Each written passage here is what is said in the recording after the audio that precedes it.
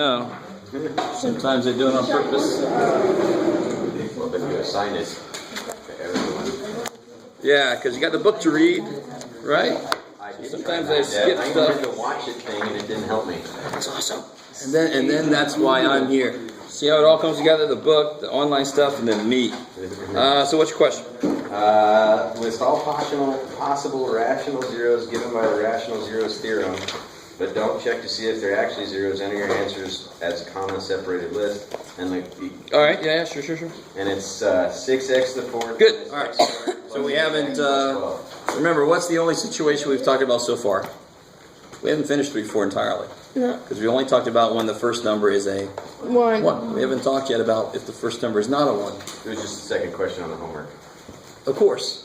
Because section 3.4 will include both of those situations. So we haven't talked about that situation yet. It's a lot like factoring when you first learn the surefire method, because you have to use that for if the first number is not a 1. When you factor, the first number is a 1, it should be relatively easy. If it's not a 1, then everything gets a little bit harder. Same thing here, because this is really a factoring method.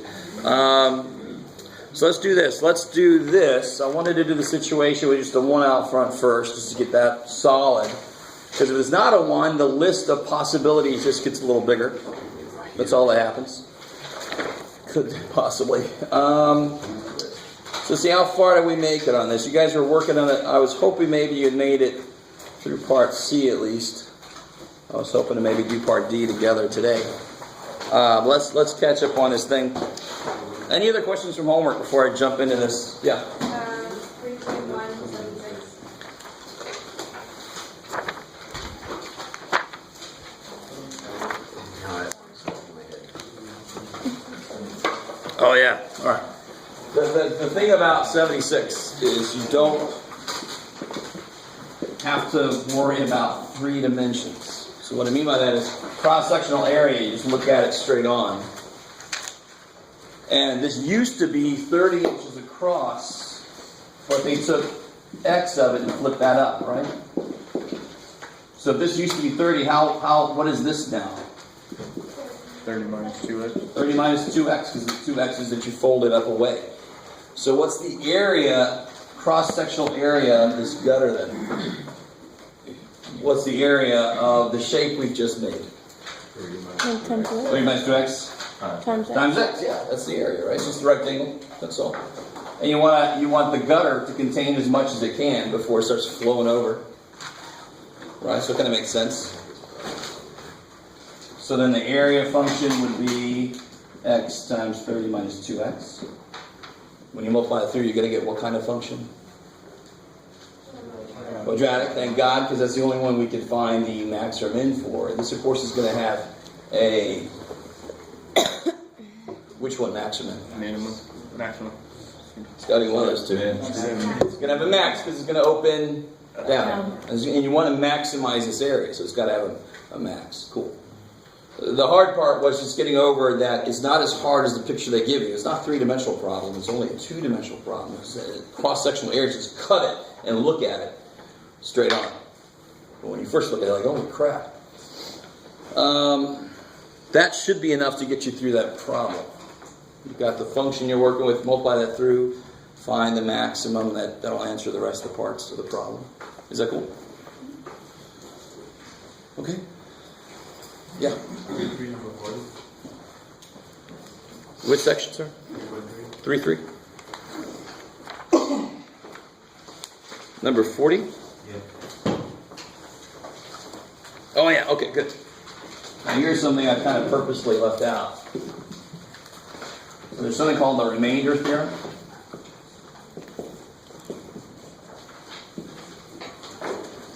So on number 40, let's do this real quick here. Let me kind of reword what they're asking for.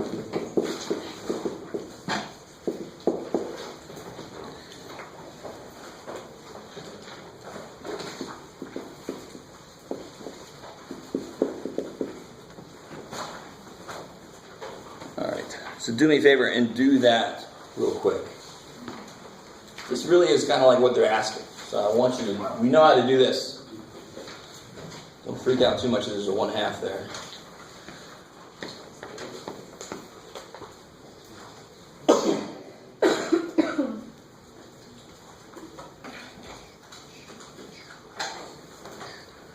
So we should all be at the point where this is not that big of a deal, right? We've got the penalty box thing, how to set it up. Okay, good.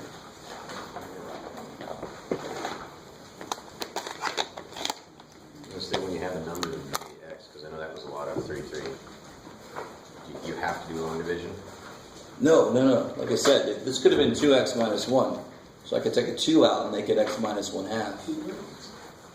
Right? Divide by 1/2. We'll do an example like that. I'll show you. Yeah. So you put a 1/2 in the little penalty box. What goes here? 2, 9, and 1. Beautiful. And then 2 goes down. 1. 1/2 of 2 is 1. 1. Add. 10. Half of 10 is 5. 5. Add. 6. Sweet.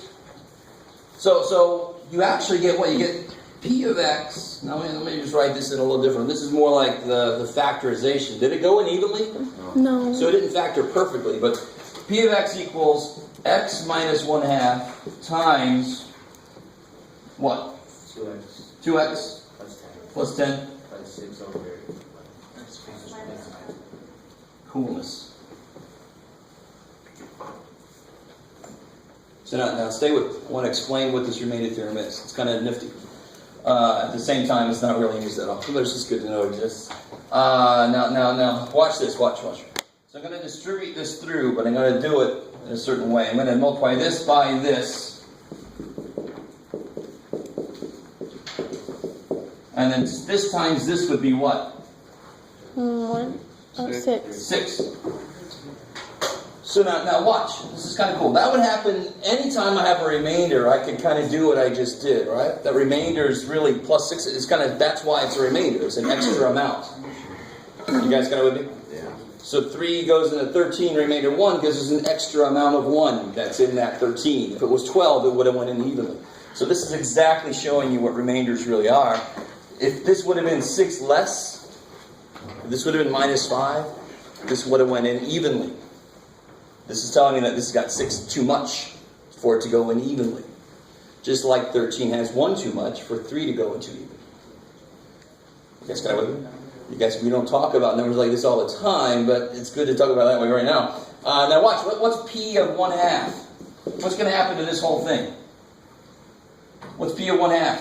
What do you get here? 0 times who cares? 0. Plus 6. 6. So the remainder theorem says, if you divide some polynomial by a number, the remainder is what you would get if you put that number in. So if I put a 1/2 into this, I would get 6.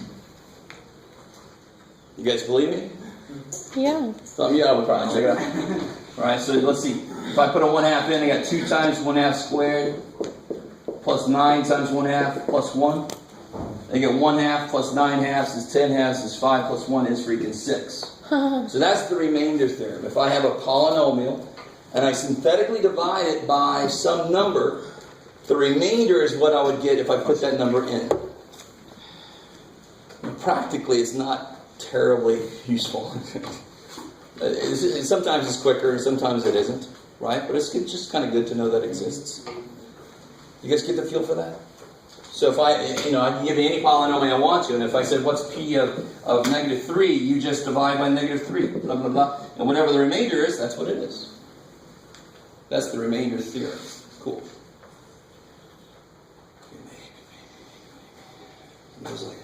Whatever you say, man. So Yeah. we just gotta plug in the half, then, right? We don't really have to do all those steps to get 6. So the problem set, use the remainder theorem. So if you put 1/2 in, that's not using the remainder theorem, right? But I would do that just to make sure it makes sense. What you got? You should get a 6 if you plug a 1/2 in, because that's what we got here. Cool. So real quick, I want to do an example like Ryan and I were talking about a second ago. If I wanted to do this, what do you got, Chuck? I got one for you. Oh, okay, good. 15x squared minus x plus 9 divided by 5x minus 8x.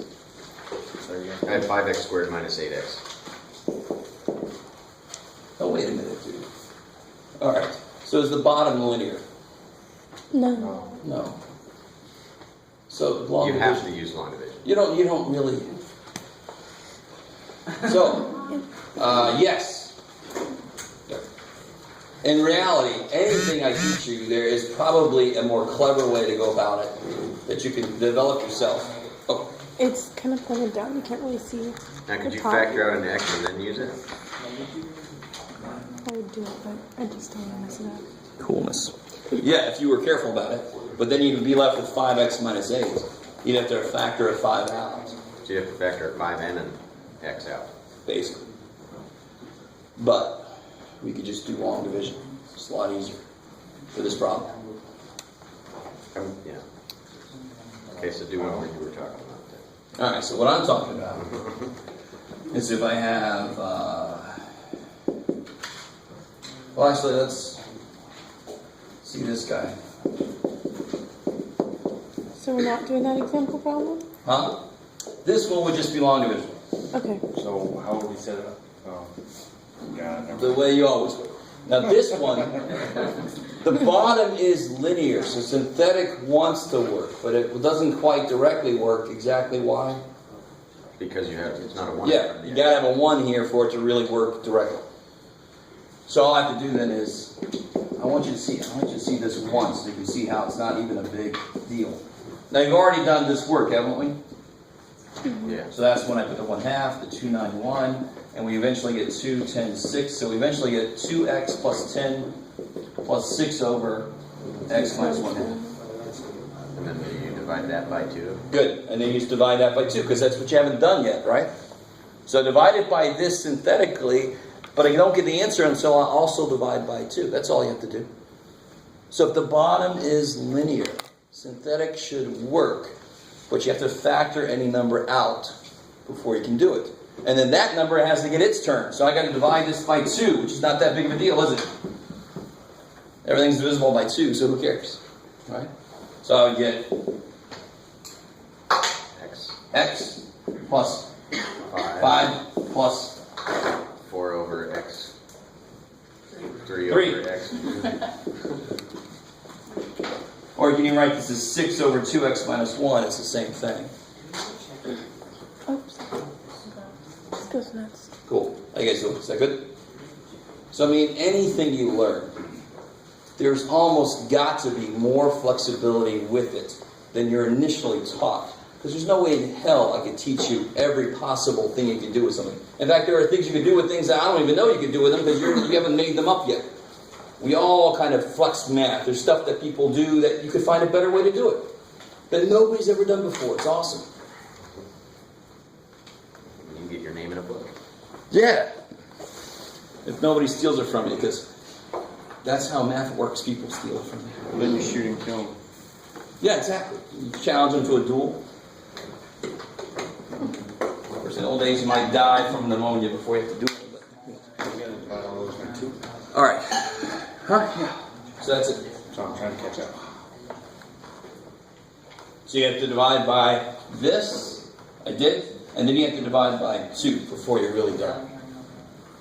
Or you could just do long division if you want to from the very beginning. Doesn't matter.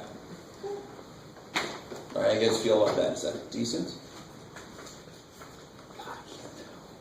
I can tell how you feel. And that synthetic only works with linear. So synthetic officially only works with linear.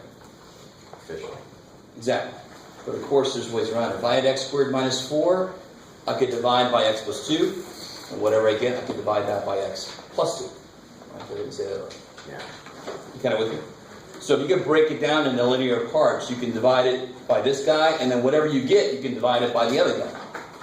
So if I had 4x cubed minus 2x squared plus x minus 1 divided by x squared minus 4, well, that's x plus 2x minus 2.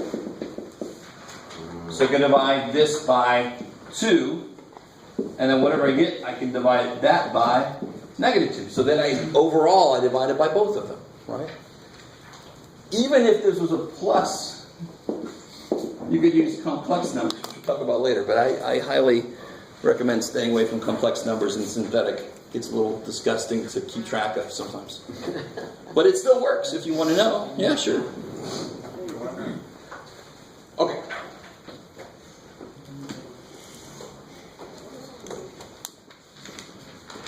So So anything else from homework or?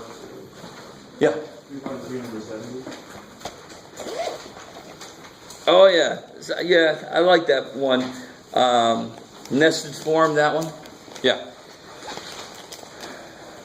So the number 70 is not as hard as it looks at first. They say expand this one to show it's the same as that one. So the Q one, you multiply it out. Take Q and multiply it out and show that it's the same thing as P. You with me? And then do what they ask you to do. It's a lot easier to use the Q form in your head. So that nested form, again, you don't see it very often, but if it was in nested form, it's very easy to do in your head. Yeah, I'm not overly concerned about it. It's not as difficult as it sounds. So real quick, just to give you the first step, see why they call it nested.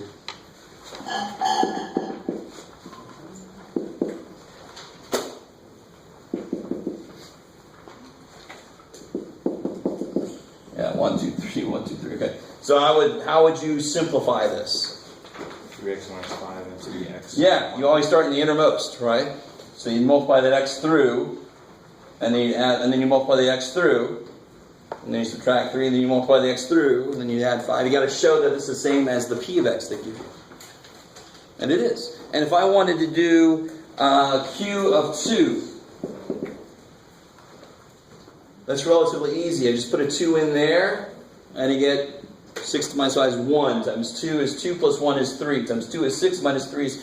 That's why the nested form is easy, because I'm always just doing a linear thing. There's no x to the 4th. That's the point of this problem. So yes, I do assign some homework problems just to show you what's possible. Especially the ones that are way at the end of the thing. That you can write it in nested form. It is kind of nice and useful for doing stuff in your head. But are you going to have to do this on the test? No. Especially if it's after the discovery, discussion, writing section. Right? That would at most be a bonus problem on the test. Yeah? Could you use put something in nested form to find the x-intercepts? Yeah, finding the x-intercept here? I don't know. Yeah. You'd set this equal to 0, and then no. Okay. Yeah. Yeah, so this isn't really related to factoring. Okay. Truly, because I still have pluses and stuff running around. It's not really all multiplied.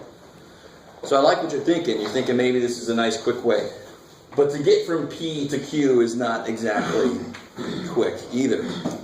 They didn't ask you to do that. That would have been a very hard problem. Right? So they gave you this version already. You just have to multiply it back out and show that they are the same. Yeah. But this won't help you in any other way, which is really why it's not used everywhere, and really why I only gave you one problem. Okay. Anything else from homework? Okay. All right. I don't think you guys are used to what math is really like. And math 176 is where you first start to really see it. When we get to trigonometry especially, you're going to have to feel really comfortable, and I'm going to try to get you to a point where you do, playing with math. You're not used to being allowed to do that. You're used to, no, slap, you're not supposed to do that. When we get to trig, you try something. If it doesn't work, you try something else, and that says, some of you guys are like, that sounds fun. But that's how a lot of math is. You have certain things you try. If they lead to dead ends, you go back and you try something else. I mean, math is not always immediately obvious what you're supposed to do with it. Unfortunately, that's the way we kind of teach the early goings, just so we can all get used to how it works. But it doesn't always work nicely, right? Okay, so let's get back into this handout from last time.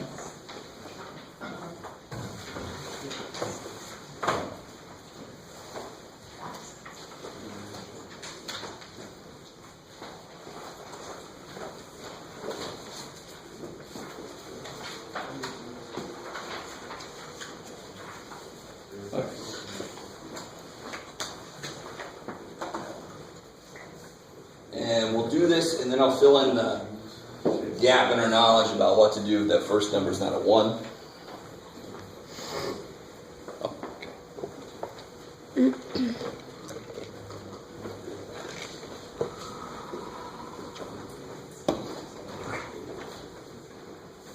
Thank you.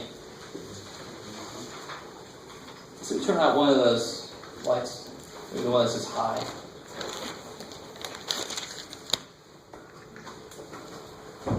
Alright, cool. That's good. Alright, thanks. Alright, so somebody you guys must have gotten the first part done, right? What's the list of all the possible zeros? Plus or minus 1, 2, 4, 5, 8, 10, 20, 40. Good. Alright, sweet. Okay. You can always kind of check yourself, make sure you got 5 goes with 8, 4 goes with 10, 2 goes with 20. Just don't forget somebody. Okay, cool. How many changes of sign do we see in the polynomial itself? 2. Yeah, I see 1, 2. Good. So for p of x, there's 2 changes of sign. So what does that mean according to Descartes? 2 or 0. 2 or 0 possible. What now? Positive. Rational. How long can a phrase be? Roots. Okay. 2 or 0 possible, positive, rational roots. Right. And tell me again why it goes down by 2. Because it said so. Right. Because that's what Descartes said. He was like smart. He had a lot of time He on was smart. If it's not rational, it must be either irrational or complex. And those are going to come from quadratic formula as a plus or minus. There's always going to be a conjugate pair. So if one answer is 1 minus radical 7, there must also be 1 plus radical 7. That would come from quadratic formula. You guys with me? That's why it always, if there's not 2 rational roots, there must be positive, there must be none of them. Because that means there's 2 irrational or complex. Okay, maybe. What about p of negative x? 3. Yeah, let me catch up. So all the odd stuff changes sign, right? That's the shortcut for that. So I see 1, 2, 3. Cool. So that means there are 3 or 1 negative, rational, possible, Jesus. possible negative rational roots, right? Or rat roots. Okay, cool. So that's what Descartes says. So you have to understand what Descartes says, because I very often on a test I'll give you a problem where Descartes is actually very useful. We saw a situation where he cut the list in half. Is this immediately useful to me? No. Not really, but what would I try for my list? Negative. Yeah, I would probably try negative, because I have the highest chance of there being a decent number, and there's at least one of them that's got to work. I know there's at least one from this list that works. Okay, cool. So what do you get when you divide by 8? So now I'm going to do the other thing we learned from that section. There's Descartes, and then there was the bounds. Right? Yep. So if I divide by 8, 1, 29, 35, 142, 40. Big numbers. Oh, 1, negative 8, 7, 9, 72, 1, 43. What is that? 44, right? And then 309, 2472, 2614, and then some big positive. So they're all positive. So is it okay if you do this? Hell yeah, man. You know it's not going to be, what's the most important thing to get there? 0. You know it's not going to be that. So the secondary important thing is it positive? Because then the whole thing would be positive, which means 8. It can't be above it. Is an upper bound. I love it. So not only have we ruled 8 out, because 8 did not freaking work anywhere near. We've also ruled everything above 8 out. I love it. So 8 doesn't work. 8 is an upper bound. By the way, if 8 would have worked and all of these were positive, it still would be an upper bound. We kind of treat zeros as both positive and negative. It's kind of neat. So what about if I divide by negative 8? Alright, just What's up? Sorry. nothing. What happened?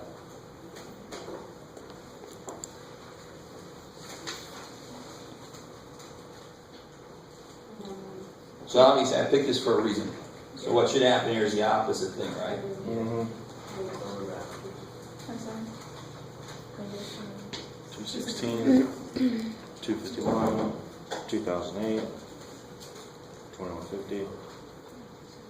So negative big, so negative. So I get positive, negative, positive, negative, positive, negative, therefore 8.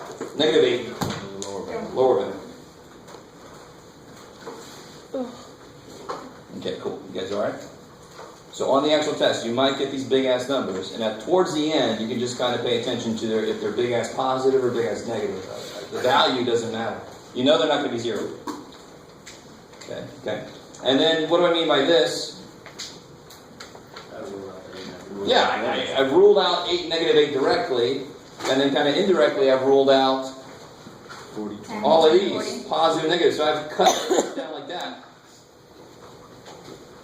Everything above 8, so all the positives, everything below negative 8, so all the negative 10, 20, 40, and then 8s themselves don't work. So now my list looks like plus or minus 1, 2, 4, 5.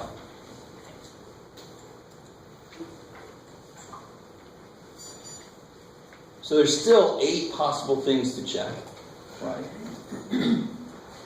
It's not as much as there used to be. And normally on a test, I'll give you a hint to at least the first one, to get you started. Got with me? Especially if there's a lot left. So then you just start to pick, and the luckier you are, the quicker you'll hit it. So this is kind of a test of your luck. That sucks. Negative 2. So negative 2 works? No. No.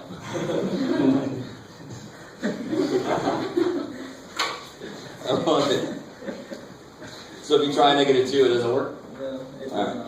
So if you try negative 2, it won't work. So they can cross negative 2 off the list. And cross a negative 1 off as well. Negative 1 doesn't work? No. No? Okay. You're talking about negative 2. Do Oh, 2 negative works. 4. 2 and 5. Cool. 2 and 5 work? 2 and 5 work. Alright, so see up here, there were 2 or 0 possible positive roots. And it turns out it seems like there's 2 of them. So let's double check. Let's see, if we try 2,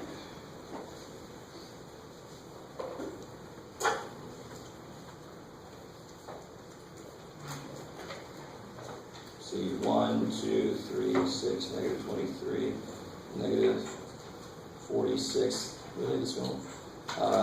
Negative 81, Negative 162, 62, cool. 20, 40, 0. 40, 0, sweet. Coming 8, there you go. Coolness. So even if it works, just take a quick second and no, it's not going to be any kind of bound, is it? Positive, positive, negative, no, it's not any kind of bound. Which is fine, we got one that works. And now, what kills me is, I really want you to, okay, so I understand that you guys, one thing about math that a lot of you guys love is that it always works. So you have a possible list of things that'll work. If you try one, it doesn't work, you cross off the list. Don't let it get frustrating. If you tried like several of them, you're going crazy, come up and see me and I'll make sure you didn't make a mistake somewhere. You with me? Because whenever you get to a point in a class where it all depends on you just kind of picking the right thing, don't allow yourself to go crazy. Just come up and see me. If you've tried like 7 of them and nothing works, I can tell you which one's supposed to work and see where you went wrong. You with me? So you're not totally on your own when you're doing this. But the important thing is, I am not going to use these numbers ever again in this problem. There's no reason to. I already know that this equals what little thing that I put there related to what we did. X minus 2. X minus 2 times these things, right? In fact, right now, what would this be? This would be x to the 4th, because it was 5th power, right? x4, x cubed, so blah, blah, blah. So now when I go to try something else, I'm going to put it right here. I've already got this kind of set up, right? And then I can try Well, 5? Sure. Well, 5 worked on the original. Okay. So it's got to work here too. Okay. Right? If x minus 5 is a factor, it must be a factor, period. You guys kind of with me on this? Yeah. So I hate it because it sucks for students. If you go all the way back to these numbers every damn time, the minute you get one that works, you don't have this anymore. You cut it down to this. -4 versus Use that. negative. 4, 2, and 5. Oh, cool. Okay. All right.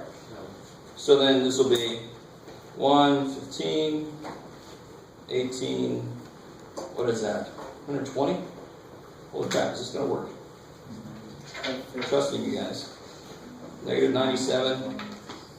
Somebody got this to work. It's 5. 5 times 1 is 5. 1. Oh, I put 15. Good job, Jeff. So that's much better. So 8, 40, 17, 85, 4, 20, 0. Sweet. And now I've got 1, 8, 17, 4 to work with. All right. So we got negative 4. Okay. So we got 2 positive ones to work, and we got 1 negative one to work, which means the other 2, because how many answers must there be to this? 5. So we got 3 rational answers. There must be 2 irrational or complex. Yeah. Can you explain why that works? You have the, like, making the numbers less, I guess. Like, using the product to... Gotcha. Watch this. You ready? I know. It's alright. You'll be okay. If I had x, what do you want to say, Jeff? X cubed minus x squared minus 6x. Or something, right? If I take an x out, I'm not going to work with this anymore, am I? I'm going to work with what I got now, right? So all I'm doing is when I did this and it worked, then I took an x minus 2 out. So what has to be factored still? The remaining thing. Right? Does that make sense? Yeah. So that's why I don't have to keep working with the original numbers. Yeah. Okay, maybe. Cool. Okay. All right, so just out of curiosity, if you do this, so let's see, 1, negative 4, 4, negative 16, 1, negative 4, 0. So then what do we have here at the end? X squared plus 4x. All right, so we got x squared plus 4x plus 1. And then for each one of these, X plus 4. x plus 4, X minus 5. x minus 5, X minus 2. x minus 2, cool. So if I had to find all the x-intercepts, these are 3 x-intercepts that are irrational. How do I find the last 2? Factor that out. Can't factor it. We just basically proved you can't factor it because the synthetic didn't work. You get quadratic formula. You'll get your, in this case, it'll be irrational, not complex. Yes? And those 3 numbers you factored out, it doesn't matter what order. Doesn't matter what order. No, hell no. Yeah. It'll just match. Because if I said factor 18 and you said 3 times 6 and somebody else said 9 times, you're both in the right direction. It doesn't matter where you start, what you see to bring out first. It doesn't matter because in the end, the other stuff's going to come out too because they're all in there. So it doesn't matter what order you get these. Yeah. So this is the right you have to take whenever you have any large things like this. Do what now? So this is the route you have to take if you're trying to solve it. Yes. Okay. Now, let's talk about what happens when that first number... Because remember, this is all the easier situation. And it's only easier in the sense that the list isn't as big as it could have been.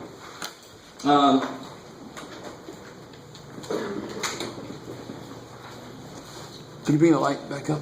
Thanks, man. So to investigate what happens if the first number is not a 1, I want you guys to help me.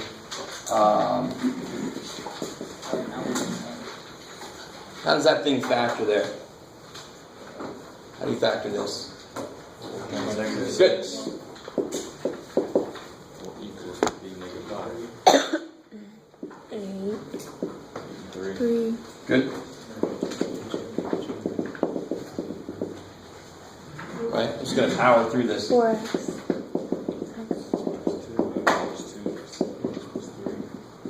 Okay. So what would this lead to as far as intercepts?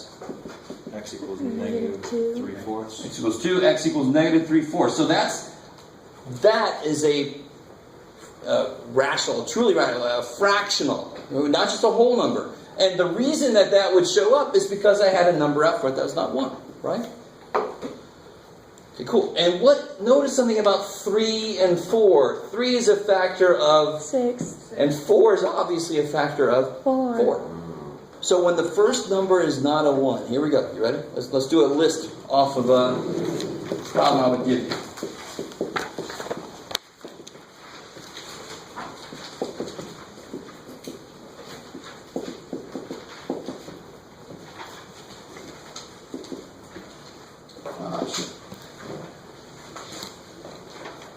So there's a polynomial I would give you, possibly.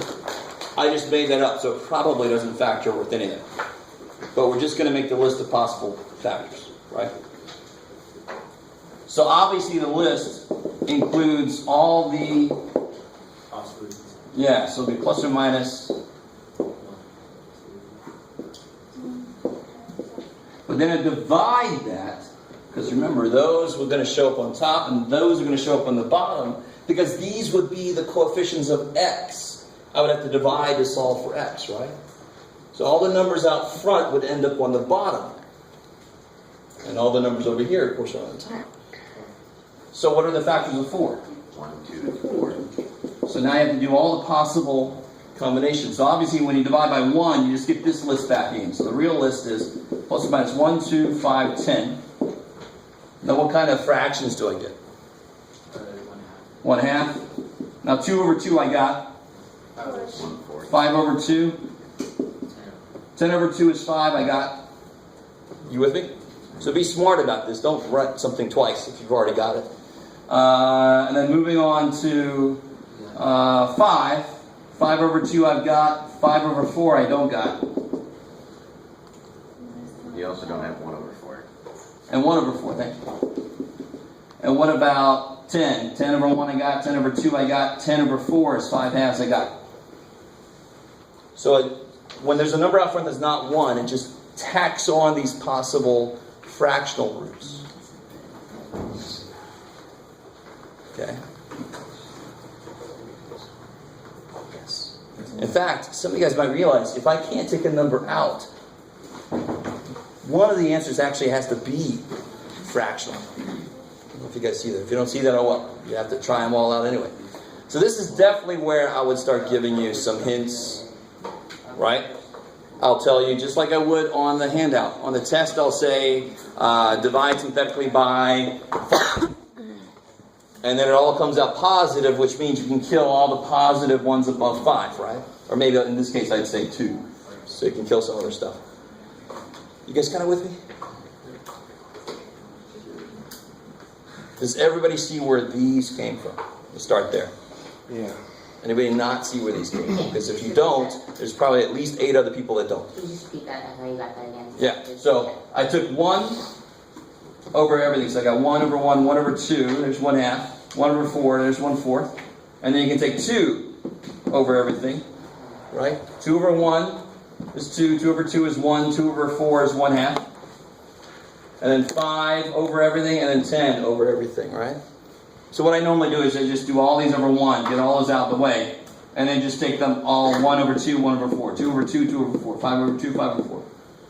You got to do all the possible combinations. This list isn't not that big. No, it's not.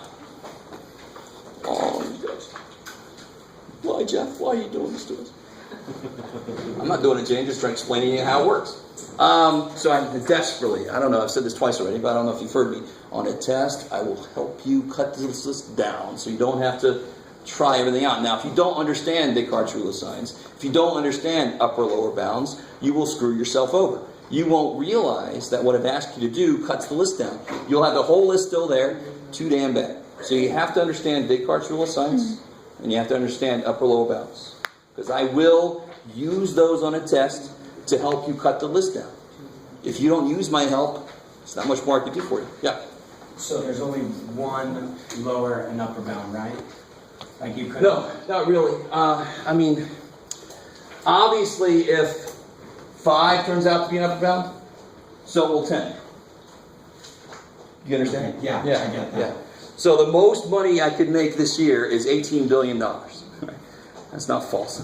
Not necessarily. I mean, $18 billion is more than the money I can make this year. Is that true? Of course it's true. $18 billion is definitely more, but there's smaller ceilings, right? So if you pick 10 and it's an upper bound, maybe you could have picked 5 and maybe it would have been an upper bound. You just know that you need to go down. Yeah, if you pick 10 and it's upper bound, you can kill everything above 10. Unfortunately, that's kind of silly. There is nothing above 10. Right? So the first number I would try is a kind of a middling number, right? Or maybe even 1, because synthetic division will be quick for that. You guys kind of with me? So you start to develop these little plans of attack for this. Now on the first test, after you first learn this, I will kind of do several steps that should cut the list down. And then I'm going to say, now you find all the rational roots, and you should have a much smaller list to work with. Now if you go on to calculus and calc 2 or whatever, you're going to have to know how to work with this, because some of calculus involves factoring. Right? And synthetic division is definitely going to help you. You're not always going to get nice little quadratics to factor. You're going to get who knows what to factor. So synthetic is going to be huge to help you. Yeah. And once you take out a number, you cancel that out. Like you can't use it again, right? No, you got to be careful. So it could happen again. Yes, Okay. I'm glad you asked that. Okay. So obviously, if I have this, how does that factor? X minus 1, X minus 1. So 1 would work twice. So if I synthetically divide by 1, you're 1, 1, negative 1, 0, right? So 1 should work again. Because I know it works. So it's a 1, 1, 0. Hey, all right. You guys kind of with me? So yeah, you can't eliminate it if it works, because it might be higher multiplicity than 1. It might show up more than once. But if it doesn't work, it ain't never going to work. For some reason, I think people think the minute you make 1 work, you have a whole different problem. No, if 8 didn't work here, it's not going to work. I don't care where you've gotten it to. It's just not going to go. 8 doesn't go into 15. Well, 15 is 3 times 5. Maybe 8 goes in now. No, that doesn't make any sense. It's still the same number, right? Okay, good. Okay.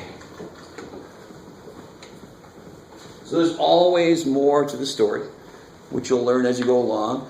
So I'm going to try to make this first test help you along through stuff that later you'll have to kind of know yourself. Yeah. Going back to the upper and lower bounds. Can you go back to that one? So you canceled everything from 8 and above Yes. for the upper bound. How did you cancel everything for the lower bound? Because we did it by negative 8. And again, It's just I should have made an rule. example where they were both positive or both negative. All that matters is that if you divide by something and it's all positive, that's an upper bound. If you divide by something and it alternates, that's a lower bound. It doesn't have to be a positive and a negative number, right? It just happened to be in this case. So because negative 8 went in and it alternated signs, I can eliminate negative 8 and below. Because negative 8 didn't work. Does that make sense? So it has to alternate. Yes. So in order to be an upper bound, they all have to be positive.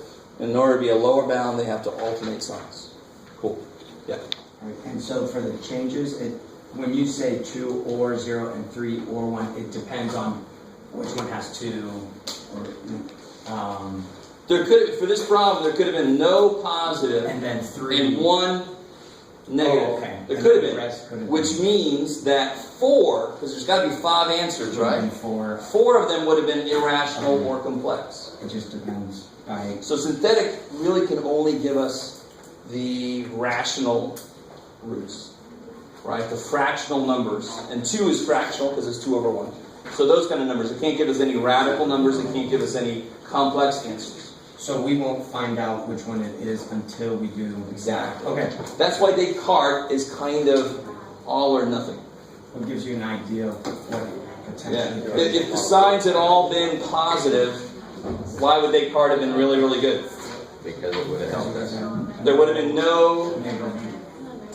Negative. Negative. No. Possible rational answer. If it was all positive, how many changes of sign would there have been? 0. So there would have been no positive roots. Yeah. Remember? And that's where we started. If they're all positive, what's the only possible input to make it go to 0? Negative. If you put any positive number, if they're all freaking positive, it's just going to get bigger. I got to put negative numbers to make it cancel out somehow. That's why there would have been no positive roots. Then Descartes would have kicked ass. He would have cut my list in freaking half. So that's what I mean by Descartes' kind of all or nothing. either he's crazy helpful or he's barely helpful, right? Which, is pretty damn good. I would not mind having a theorem that did that out there. But, so I don't fault him at all. Yeah. A negative number can be an upper bound, right? Oh, hell yeah. So, definitely. So, like, if -7 could be your lower bound, and -1 could be your upper bound. Just not other way around, right? Logically, that would make no sense. Your answers have to be above this and below that. Well, that doesn't make any sense. Okay. So they could both be positive, they could both be negative, they could be negative positive. Cool. Okay. So what I want to do today, obviously you guys have to get into 3-4 homework. It sounds like some of you guys have. And just try this stuff out to get used to it. Right? If you're stuck in the homework, I don't know if I even want to say this. No, if you don't realize what I was about to say, I'm not going to say it anyway. All right. There's a way you can do something that will help you, maybe using a graphing calculator. I don't know.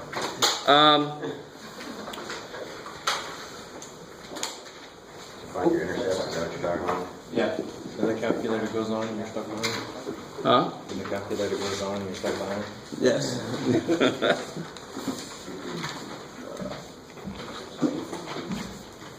Now I'm going to go kind of quickly through 3-5 because I have to believe that you all have talked about complex numbers before. If you have not, it's not your fault. Has anybody never seen complex numbers? I'm going to hit both. Because then that's me you're talking about. That's some serious shit. You did kind of rush through them with us. Well, that's too bad. All right, so rushing through again. Complex numbers. In fact, every number you see is a complex number.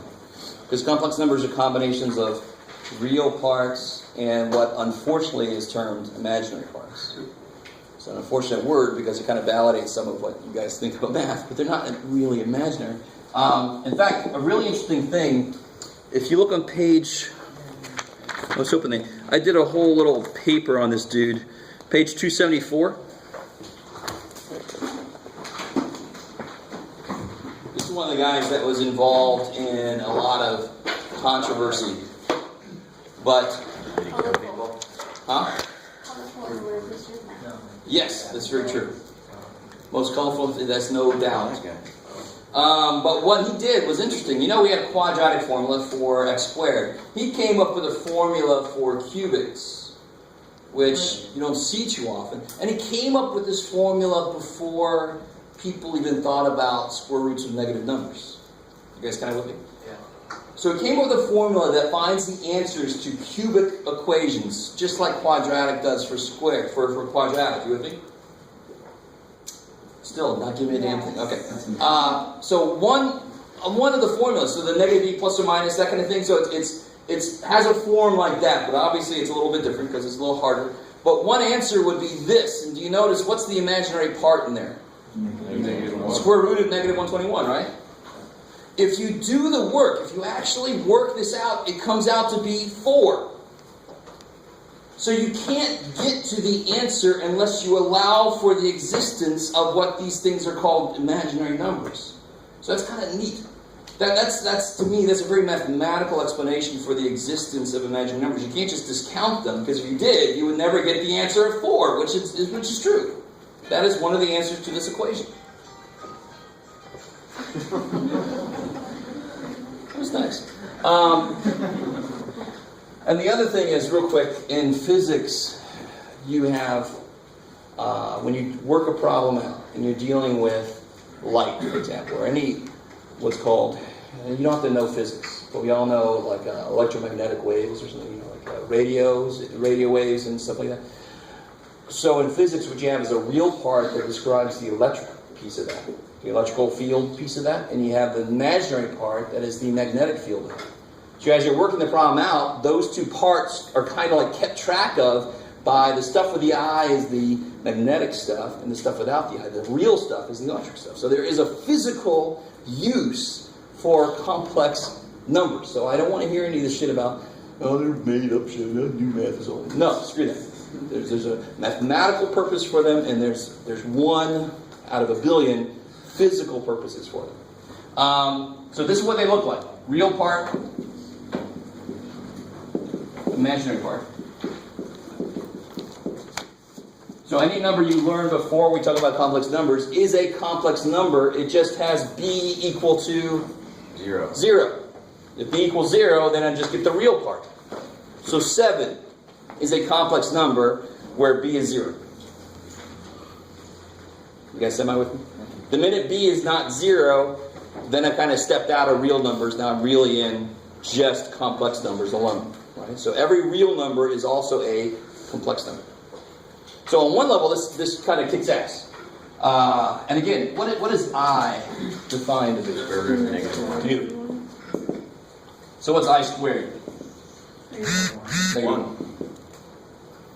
If I square it, it cancels the radical, so I get -1, right? What's I cubed? One, So it's I squared times I, so it's -I. which is 1. Right? Oh. It's a Be negative. very careful. I is square root Oh. of -1. I is not -1. Sounds like I don't know my grammar. I is not -1. You kind of with me? So be real careful. I see people doing that. There's no reason for me to call -1I, but there is total reason for me to call square root of -1I, just so it's easier to look at. So like calling 3.14 forever pi. Instead of having negative radical -1, you have -I. Yes, good. I like it. So this would be, you could write this as negative radical -1. I love it. But that's too much to keep track of. Yeah. And then I to the 4th would be I squared times I squared, which is 1. -1 times -1. 1. Okay, cool. The most important part of this really is this. Complex numbers give us something. When you square it, you get a negative number. So all of a sudden, we're able to factor sum of squares. So I don't know if your teachers went that far with it. So x squared minus 16 is x squared plus 16. X minus 4i. Yeah. So we got I know if you were with me, you saw this. No, we didn't. Hell yeah, we did. Extra credit. No. yeah. Extra credit. No. Well, definitely not anymore. Because again, you guys should be used to, if I said x squared equals -16, how do you solve that? Take a square root. The minute you take a square root, you put plus or minus 4i. So the guy made imaginary numbers to get better luck in his gambling. By theory, he figured out the formula that's like quadratic, but for cubic functions. In the process of working it out, he realized that out popped these radicals of negative numbers. You kind of with me? But then at the end, it became 4. And he's like, in the middle, holy shit, I need to call these things something because they exist. They have to be there for me to work this out. And that was kind of like the beginnings of it. But he did that for his gambling habit, or No, sometimes he actually did real pure math. But he was applied it to gambling. He tried to apply a lot of his stuff to gambling, yes. What's the math behind trying to do that negative? Like, how do you do that on the board? Like, I know how to do it on the calculator, so how would you... How do you mean? How did you know to use rad -121? Oh, okay. Well, all right. Maybe that's a different lesson. I can bring in for you the cubic function, so just so you can see what it looks like. All right. I certainly don't have it memorized. It's not really something you use a lot, but it exists. It's kind of nice to know it exists. Okay.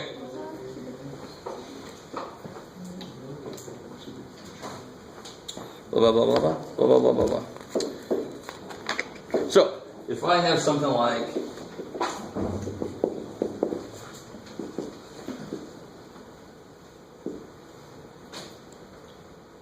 let's see.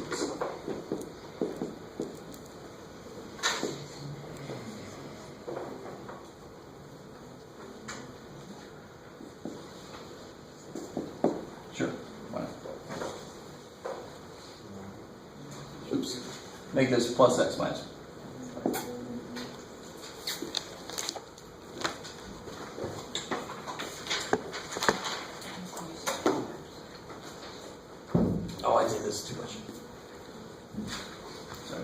3 and a 2. Oh, Oh, I think you'll be okay. So how do you factor this? I was going to do one thing and decided to change mine. Yeah, exactly. So what comes out of here? X. Squared. X minus 4. So then you get.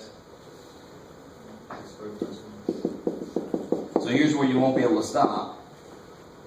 So when I say now on this test, this next test, when I say factor completely, I probably will say factor completely over the complex numbers, just to give you a little hint.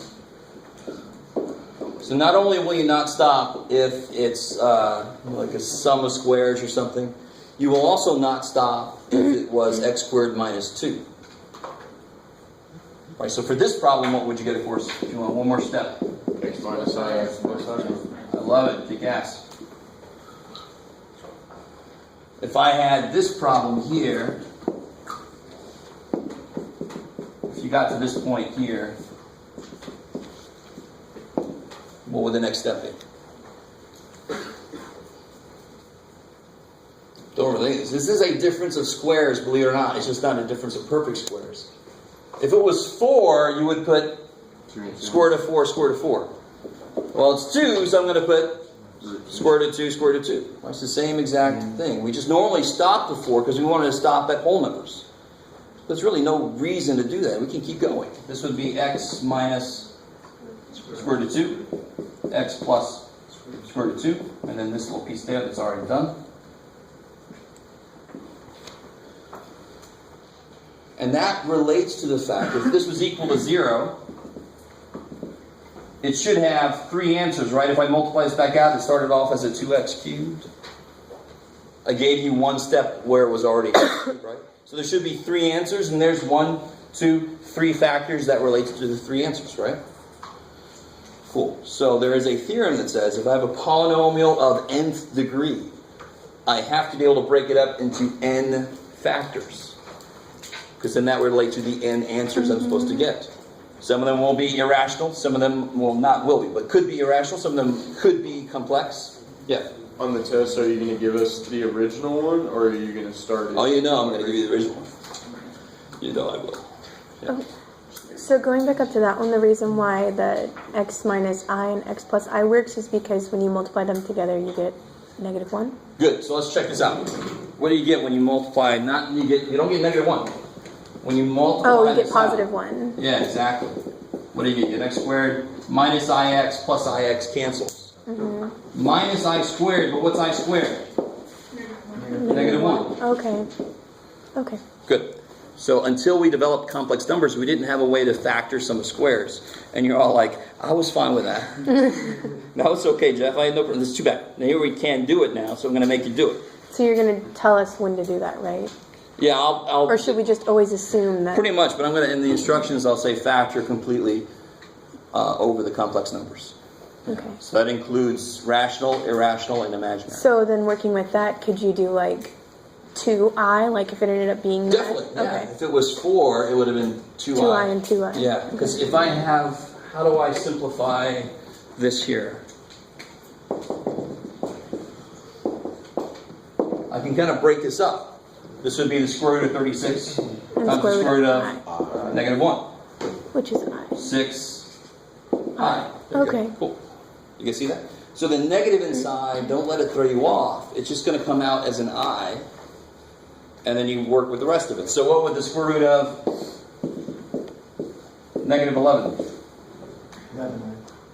No, square root 11. I'm evil. I'm root 11. I can't do square root of 11, so it's still square root of 11. I'm evil. This one I could do, so it came out as a whole number. This one, square root of 11, I don't know what the hell it is, but square root of -1 is I. I can pull that out.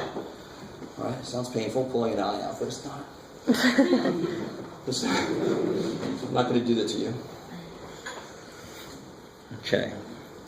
It's a very strange horror movie I'm just thinking about. So 3.5 is, 3.5 introduces the complex numbers. 3.6 kind of repeats the earlier section, but now it says you better give me the complex answers also. So, for example, complex and irrational. So let's do one example for this section. Oh, we got time. No, you said you were gonna let us go like 20 minutes early today. I'm not sure which universe you're living in, but it's not with me. All right.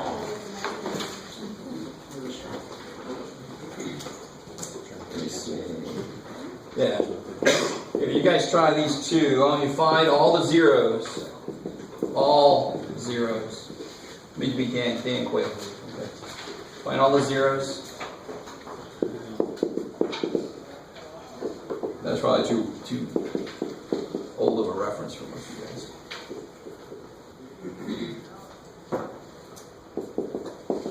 That's a little evil there, but oh well.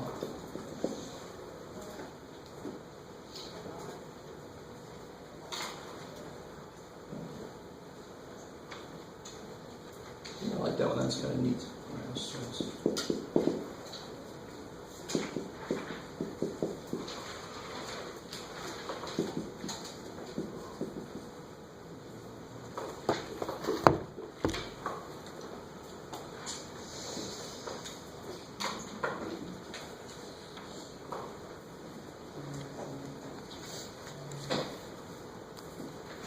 Does grouping work on that first one? No. So what do you think you have to use?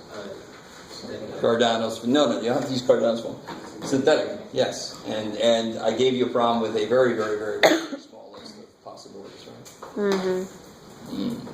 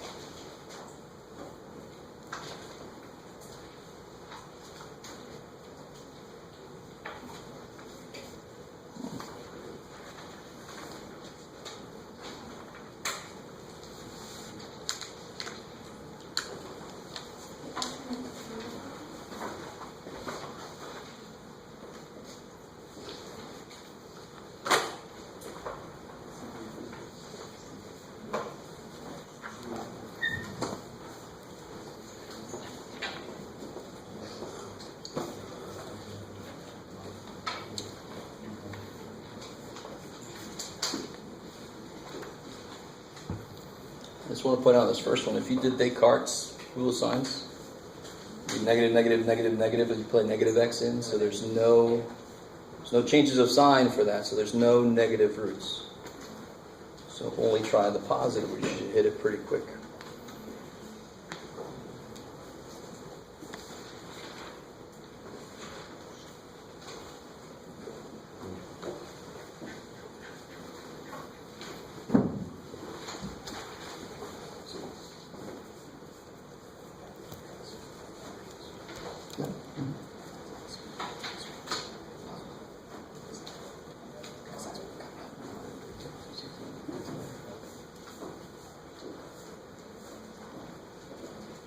If you get this, that's not factorable, right? So let's see what happens. You left your 1 out. You made that a 0, so you thought it worked. But that's a 1. You only did the 1 in the other one. So you thought that 0 and you were done. No. You can't factor that directly. You have to use. So that's correct. Yep. Just try from So you got the rationals, and of course how you find the roots of this, you just use. Yeah, exactly.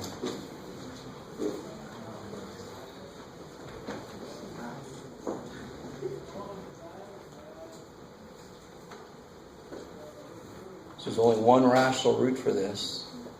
So how do you find the other things? Quadratic formula, yeah, exactly.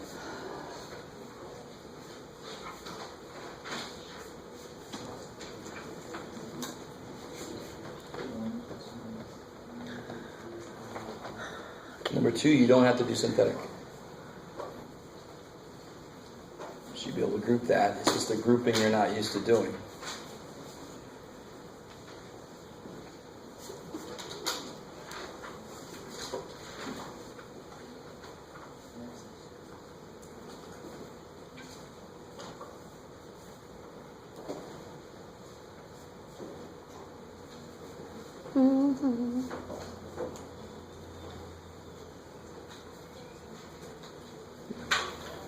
You see that?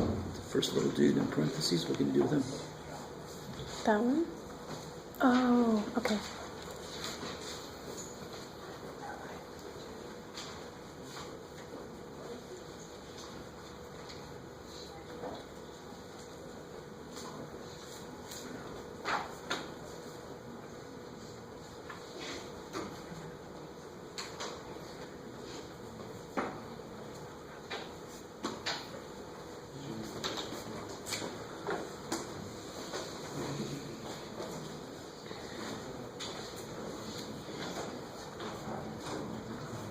So let me catch up with you guys real quick. If you should have gotten, I think, 2 to work, right? Mm-hmm. So you do that, you get 1, 2, -1, -2, 1, 2, 0. So the first step you get is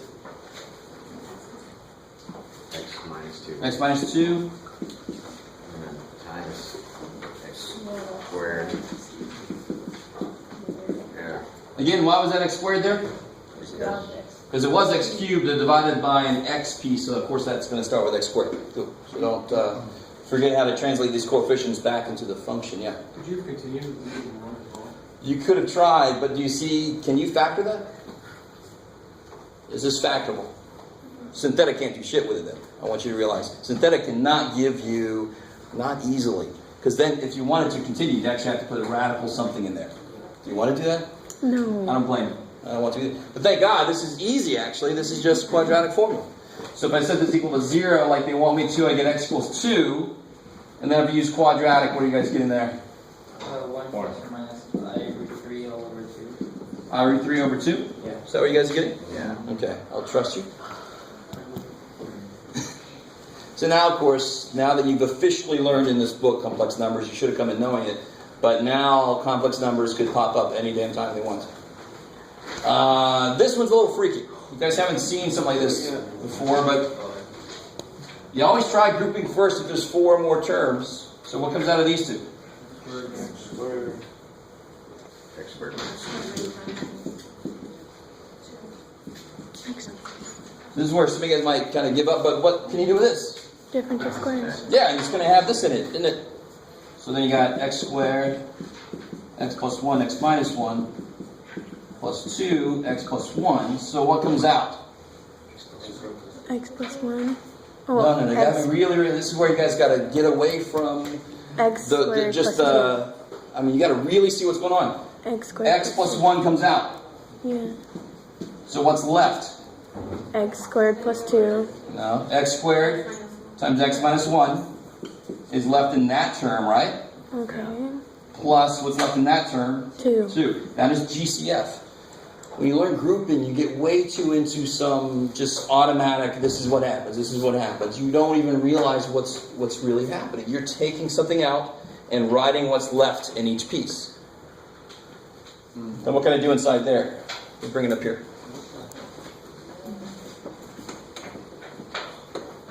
So I get x plus 1. What can I do inside here? Distribute. Yeah, I have to. Yeah, x cubed minus x squared plus 2.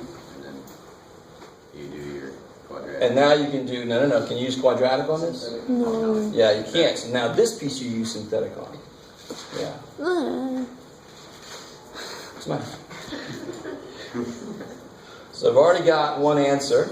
And again, how big is this list? 2 and 1. Small. And the only thing you got to be careful about is there's no x's, right? So what number do you want to try in the penalty box? -1. So alright, so let's try -1. So what do I write here? 1, -1, 0. Good, 0 x's. 2. Yeah, 1, -1, -2, 2, 2, -2. Kick ass. Yeah. Yeah, that's what I like. But it's a small list. I'm not going to give you something with multiple steps and then a huge list. That would be so evil of me. Give me a few years. So if in this one there was no x, I mean there's x cubed, x squared, but no x, when it's like that you can't follow the properties of it being every other one being sign change. No, you treat zeros as either one. Oh, you can? Yes. Oh, okay.